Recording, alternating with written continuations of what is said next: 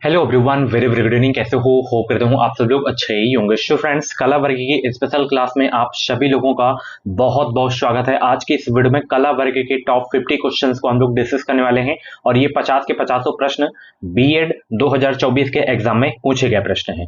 तो आप देख लीजिए किस तरीके के क्वेश्चन एग्जाम में पूछे जाते हैं एंड किन किन सब्जेक्ट से क्वेश्चन पूछे जाते हैं।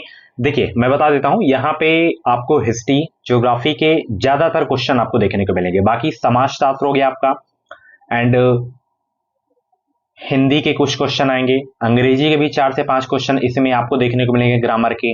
आपका मनोविज्ञान हो गया, दर्शन शास्त्र हो गया। तो करीब 6 से 7 विषयों के जो प्रश्न हैं आपको कला वर्ग वाले सेक्शन में देखने को मिलेंगे। बट ज्यादा फोकस आपको हिस्ट्री, ज्योग्राफी, पॉलिटिकल साइंस पे ही आपको करना है, क्योंकि 50 में से कम 30 प्रश्न आपको इसी में से देखने को मिलेंगे। ठीक है, तो चलिए वीडियो को स्टार्ट करते हैं। वीडियो को लाइक कर दो। 2025 में अगर आपको यूपी से बीएड करना है तो भाई चैनल को आप लोग सब्सक्राइब जरूर कर लेना। इस चैनल से आपको निश्चित मदद मिलेगी। पहला प्रश्न जो कि पूछा गया था कि भारतीय संविधान में मूल कर्तव्यों को किस संविधान संशोधन के द्वारा जोड़ा गया था? बताएंगे सब लोग? बहुत अच्छे, गुड इवनिंग सभी को। तो ये 42वें संशोधन के द्वारा जोड़ा गया था। ऑप्शन बी आपका बिल्कुल करेक्ट हो जाएगा। सैयद वंश का संस्थापक कौन था? बताइए, सैयद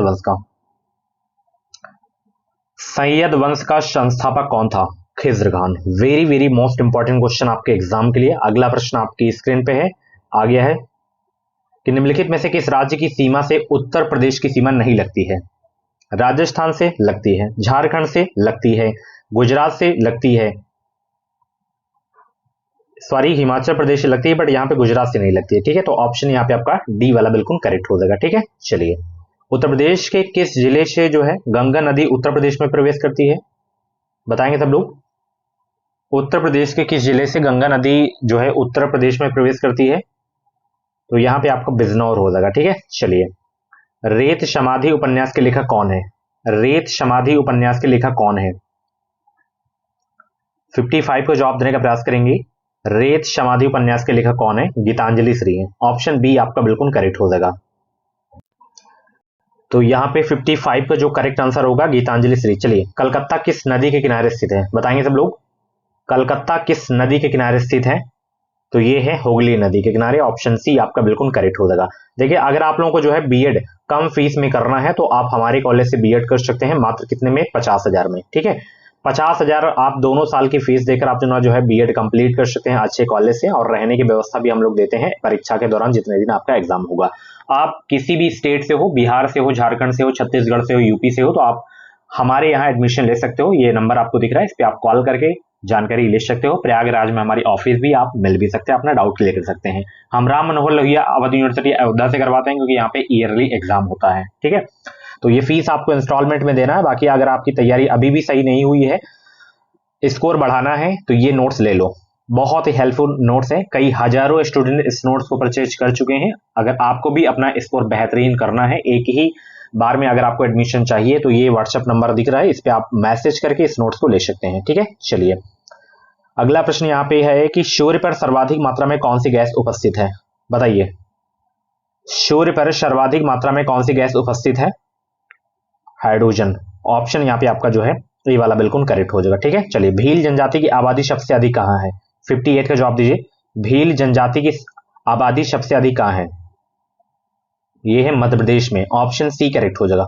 अगला प्रश्न आपकी स्क्रीन पे है, निम्नलिखित नदियों पर विचार करें कि उपरोक्त में से जो है कौन सी नदी सतपुड़ा पर्वतमाला से निकलती है? कौन कौन सी नदी है वो बताइए जो सतपुड़ा पर्वतमाला से निकलती है? 59 का जवाब दीजिए और वीडियो को लाइक कर दो, शेयर कर दो। इसकी पीडीएफ आपको टेलीग्राम पे मिल जाएगी। तो टेलीग्राम ग्रुप का नाम है एजुकेशन डिसाइल, लिंक वीडियो के डिस्क्रिप्शन बॉक्स में आपको मिल जाएगी, ज्वाइन कर लीजिए। तो यहाँ पे नर्मदा और जो है ताप्ती, ये जो है सतपुड़ा पर्वतमाला से निकलती हैं। तो केवल 2-3 करेक्ट हो जाएगा। ठीक है, चलिए, नेक्स्ट क्वेश्चन आपकी स्क्रीन पे है, अमेरिका ने प्रथम विश्व युद्ध में कब भाग लिया था? बताइए, अमेरिका ने प्रथम विश्व युद्ध में कब भाग लिया था?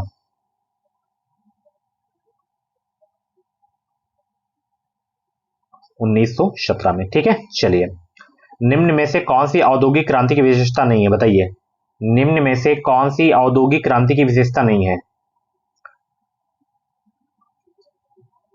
बंद अर्थव्यवस्था का उद्भव। ठीक है, चलिए अगला प्रश्न है, निम्न में से जो है किस संगठन की स्थापना राजा राम मोहन राय द्वारा की गई थी। अभी कम से कम 250 बच्चे सीट अपनी बुक करा चुके हैं, आप लोग भी अपनी सीट बुक करा सकते हैं हमें व्हाट्सएप पे मैसेज करके। सीट बुक करने का कोई चार्ज नहीं लिया जाता है, तो व्हाट्सएप पे एक बार मैसेज जरूर कर देना कि हम सब एडमिशन लेना चाहते हैं 50,000 में। 250 प्लस बच्चे अपनी सीट बुक करा चुके हैं, आप लोग भी सीट बुक करा लो क्योंकि इस बार कंपटीशन बहुत तगड़ा है। निम्न में से किस संगठन की स्थापना राजा राम मोहन राय द्वारा की गई थी। ब्रह्म समाज की स्थापना की गई थी, ठीक है। इसकी स्थापना रामकृष्ण स्वामी विवेकानंद, आर्य समाज दयानंद सरस्वती, और इसकी थियोसॉफिकल सोसाइटी की स्थापना कमेंट बॉक्स में छापेंगे सब लोग। चलिए 11 मई 1857 को सिपाहियों द्वारा किसे हिंदुस्तान का सम्राट घोषित किया था, बताइए सब लोग। 63 का जवाब दीजिए। 11 मई 1857 को सिपाहियों द्वारा किसे हिंदुस्तान का सम्राट घोषित किया गया।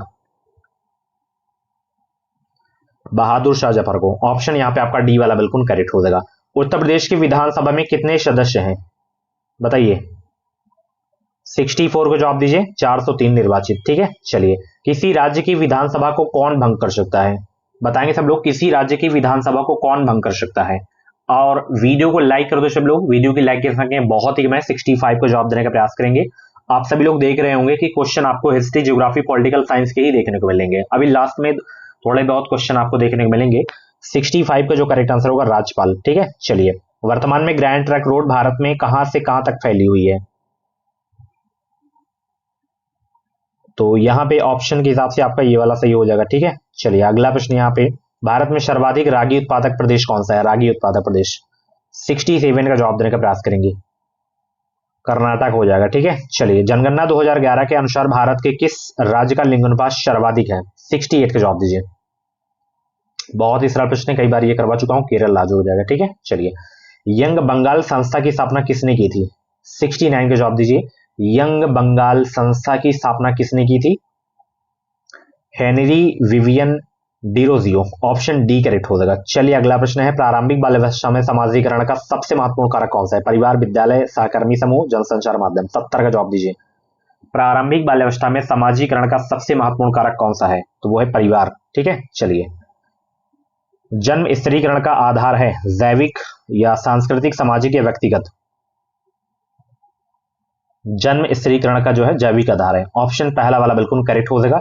निम्न में से कौन सा जल जनित रोग का एक उदाहरण है। 72 को जवाब दीजिए। निम्न में से कौन सा जल जनित रोग का एक उदाहरण है, तो यहाँ पे अतिसार है, ठीक है। जल जनित रोग का एक उदाहरण, ठीक है। चलिए और 50 में से जितने भी क्वेश्चन आपके करेक्ट हो कमेंट बॉक्स में अपना रियल स्कोर जरूर बताना। आयोडीन की कमी से सामान्य लक्षण कौन कौन से हैं, पेशियों में ऐंठन, वर्धित यकृत, गले में खराश या बाल टूटना। 73 का करेक्ट आंसर सी वाला हो जाएगा, गले में खराश, ठीक है। चलिए भारतीय संविधान में अनुसूचियां कितनी है बताइए। बहुत ही सरल प्रश्न है। भारतीय संविधान में अनुसूचियां हैं तो टोटल है 12 अनुसूचियां, ठीक है। चलिए अनुच्छेद कितने हैं कमेंट बॉक्स में छापेंगे सब लोग। राष्ट्रों के बीच व्यापार के नियमों से संबंधित एकमात्र वैश्विक संगठन कौन सा है, IMF, UNEP, WTO, BRICS bank. 75 का करेक्ट आंसर हो जाएगा WTO, वर्ल्ड ट्रेड ऑर्गेनाइजेशन, ठीक है। ऑप्शन बी करेक्ट हो जाएगा। चलिए अगला प्रश्न है, अलबरूनी का किताब उल हिंद निम्नलिखित में से किस भाषा में लिखा गया है, अरबी, फारसी, उर्दू, पाली। 76 का जवाब दीजिए। अलबरूनी का किताब उल हिंद निम्नलिखित में से किस भाषा में लिखा गया था, अरबी में, ठीक है, अरबी भाषा। Option A. फतेहपुर सीकरी स्थित बुलंद दरवाजे का निर्माण किसने करवाया था, अकबर, जहांगीर, शाहजहां, फिरोज शाह तुगलक। 77 के जवाब दीजिए। फतेहपुर सीकरी स्थित बुलंद दरवाजे का निर्माण किसने करवाया था, अकबर ने करवाया था। बहुत इंपॉर्टेंट क्वेश्चन आपके एग्जाम के लिए। राजा राम मोहन राय को राय की उपाधि दी गई थी किसके द्वारा, लॉर्ड रिपन, अकबर द्वितीय के द्वारा, बहादुर शाह जफर या लाला लाजपत राय। 78 के जवाब दीजिए सब लोग।